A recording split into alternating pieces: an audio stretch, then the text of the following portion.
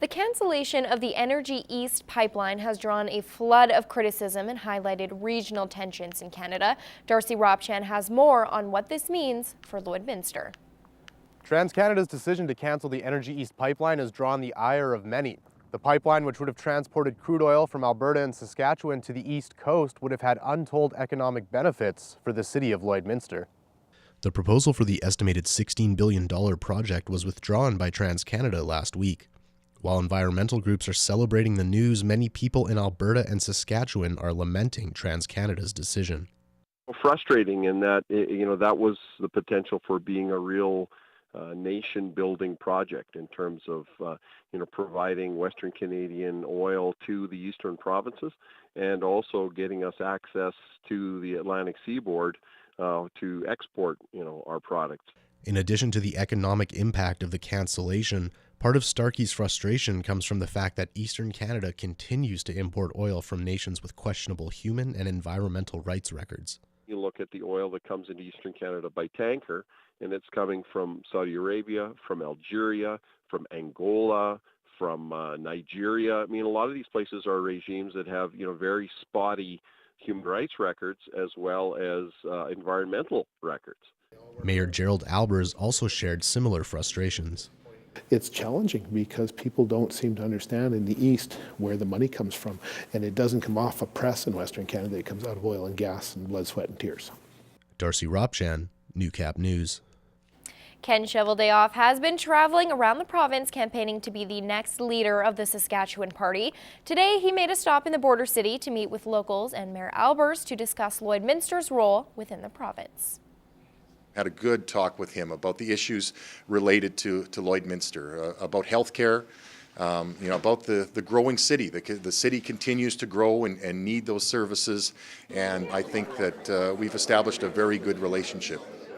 Cheveldayoff has been a minister in the Brad Wall government for the last 10 years. He admits the government has made some mistakes, which he plans to reevaluate as he looks to step into the role of premier. I believe we've had 10 years of great growth under Brad Wall. I think we have to take a step back from the latest budget to recognize some of the mistakes that were made and some of the things that we could do better. Cheveldayoff currently represents the constituency of Saskatoon-Willow Grove, adding he understands the needs of urban and rural Saskatchewan. I have a rural background. I grew up in a small town, Blaine Lake, Saskatchewan. Was the son of a farmer and a teacher, and I know the challenges and the benefits of growing up in rural Saskatchewan. And now I represent a strong urban riding in Saskatoon. The Saskatchewan Party will elect a new leader in January 2018.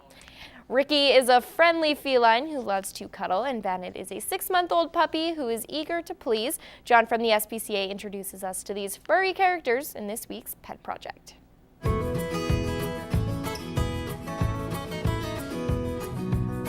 If you look the word handsome up in the dictionary, you're sure to find a picture of Ricky. This debonair feline will immediately catch your attention with his striking good looks. Not only is he adorable, he has a wonderful personality too.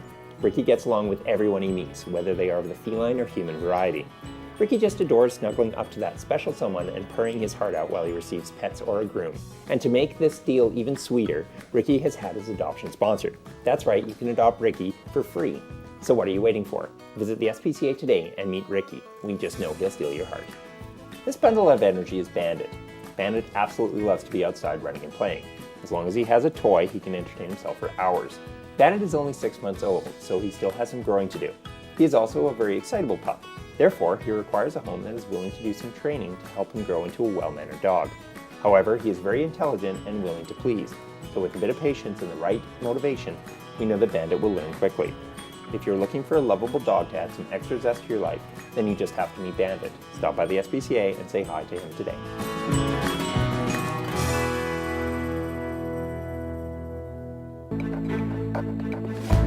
This is Newcap Sports. In their final tips from the green, Lance Phillips and Ryan Vaughn show you the correct approach to drawing the ball. No, not drawing a ball, but drawing the ball. You know, without a pencil.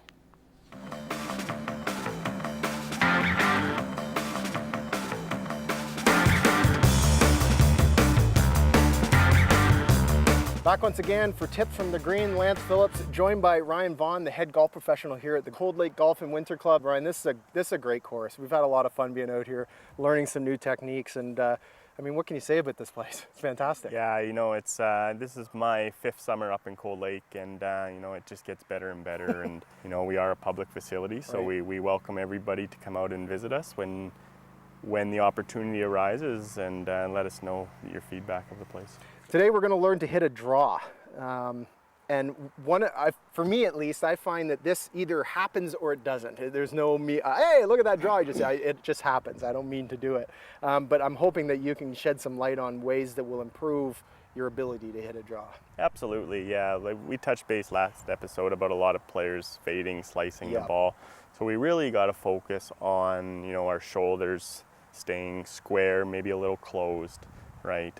When you're very confident in your abilities to hit a draw, after a lot of practice, you do set up a little right of your targets, right, and have your shoulder line on the target line, and you really truly swing down your shoulder line, which is going to create a little bit of a closed face at impact, and have that ball turn over right to left. Well, let's set up and we'll see how this works. I'll let you kind of show the stance and right. how we get set up for this. As I set up here, I take my target line and really focus my shoulders, most importantly, down my line. And my club is going to set up a little to the right of the target. Mm-hmm. Okay. And as I swing this club, my shoulders are going to go down the target line, but my club is going to go out to the right. So I'm really going to force my club straight down my shoulder line.